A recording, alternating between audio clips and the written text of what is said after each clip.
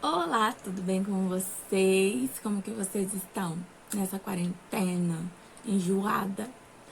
Então, eu disse que a gente iria ter as aulas online, né? Novamente. Vim cumpri-la, a minha promessa.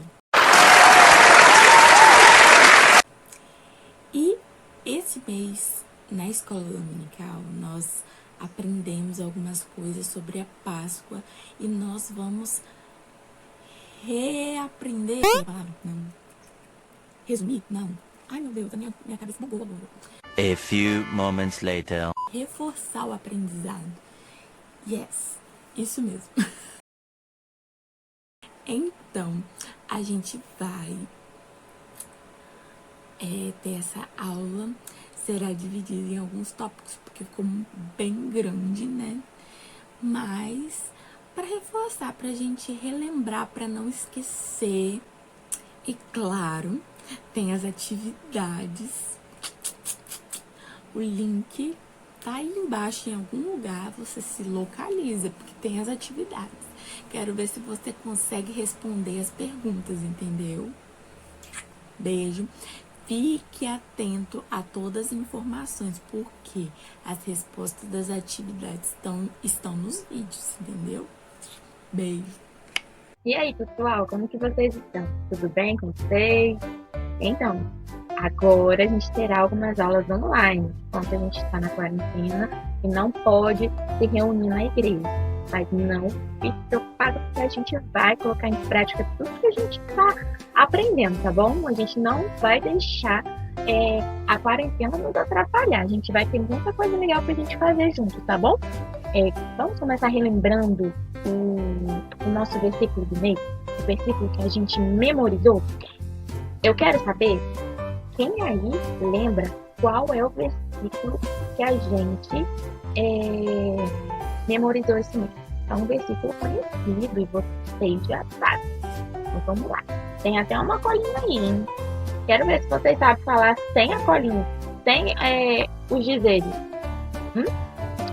Porque Deus amou o mundo de tal maneira, deu seu Filho unigênito, para que todo aquele que nele crê não pereça, mas tenha a vida eterna.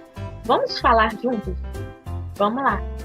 Porque Deus amou o mundo de tal maneira que deu o seu Filho unigênito, para que todo aquele que crê não pereça, mas tenha a vida eterna.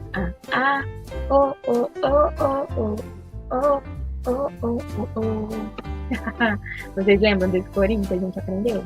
Então, eu quero te fazer uma pergunta bem rápida. Eu tenho certeza que você sabe responder. Quando que foi a primeira Páscoa? Quando que aconteceu isso? Deus chamou um homem para poder libertar o povo de Israel de uma situação, de uma vida de escravidão no Egito. E este homem era quem? Vocês sabem qual é o nome desse personagem? Moisés. Se você falou Moisés, você acertou. E o que aconteceu para que o povo do Egito fosse liberto? Porque até o momento de Israel passar pelo Mar Vermelho, e Deus usar Moisés para abrir o mar, aconteceu muita coisa. Vamos lá. Deus enviou 10 pragas para convencer Faraó a mandar, a libertar, né? Liberar o povo do Egito.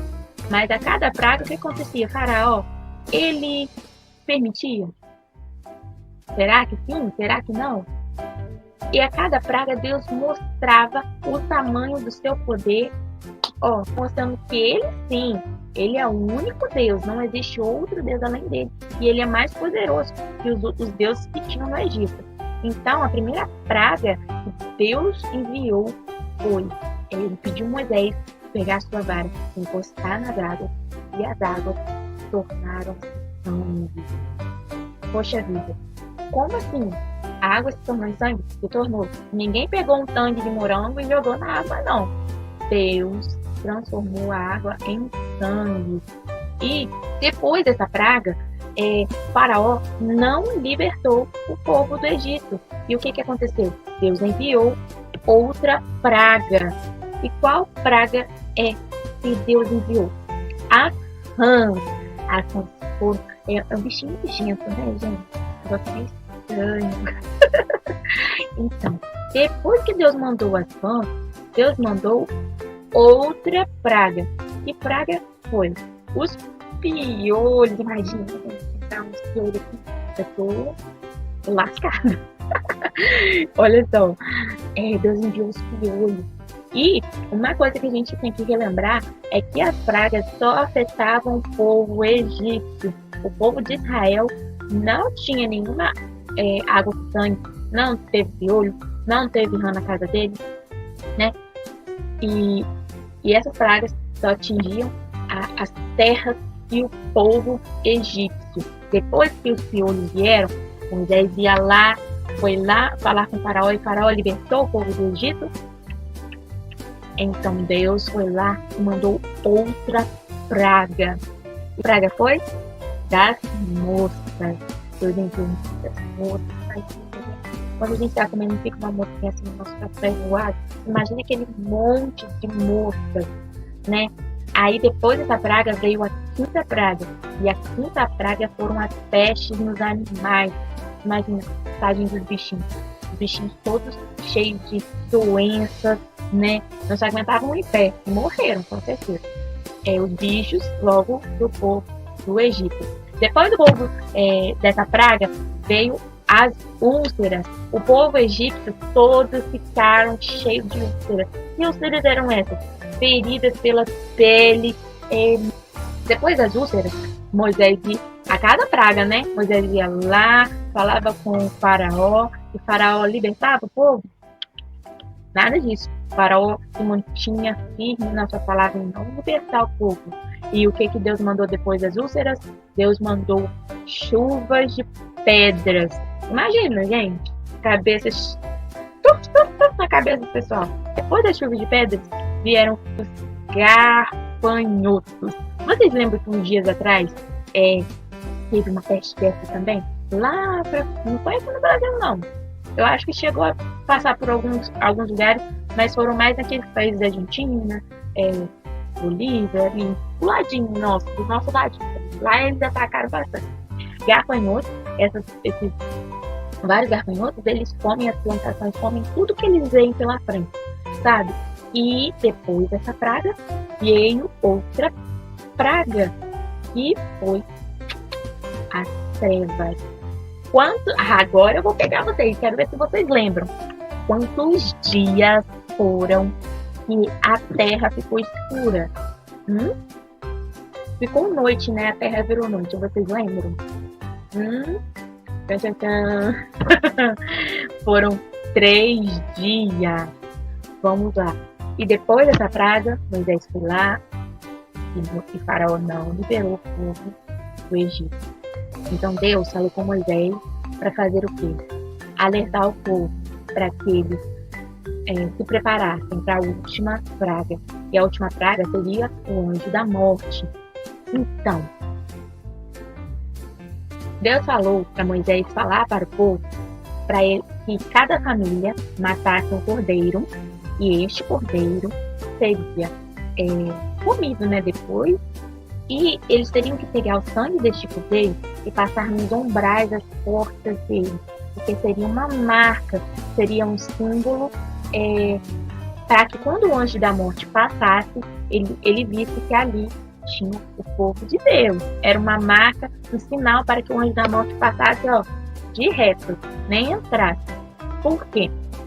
A casa que não tivesse a marca do sangue do cordeiro nos umbrais das portas, seria o seu filho primogênito morto, né? Então, o povo de Israel obedeceu com certeza. E não foram só a questão do cordeiro que Deus pediu para que eles se preparassem. Então, eles passaram o sangue nos umbrais das portas e também prepararam pães sem fermento e uma saladinha de ervas amargas. Também prepararam o cordeiro. E cada coisinha dessa significava uma coisa. Depois a gente vai aprender o que é. Na verdade, relembrar, porque você já sabe. O povo do Egito, eles não pararam sangue do cordeiro para Deus. Então Deus enviou o anjo da morte. E o anjo da morte passou e levou os filhos primogênitos do povo egípcio. E após essa praga, Faraó liberou o povo do Egito. Então vamos aqui. Este momento foi a primeira Páscoa, a primeira celebração da Páscoa. O cordeiro sacrificado foi o cordeiro que eles utilizaram para pegar o sangue e passar nos umbrais das portas. Este cordeiro eles também prepararam para a ceia, né? E o cordeiro sacrificado, ele representa, né, quem deu sua vida para salvar o povo, para libertar o povo. E mais para frente a gente vai entender quem é este cordeiro. As ervas amargas, elas representam todos os anos de vida como escravo, para que eles se lembrem da época de escravidão, que eles viveram em regime de escravo. E os pães asmos eram pães sem fermento.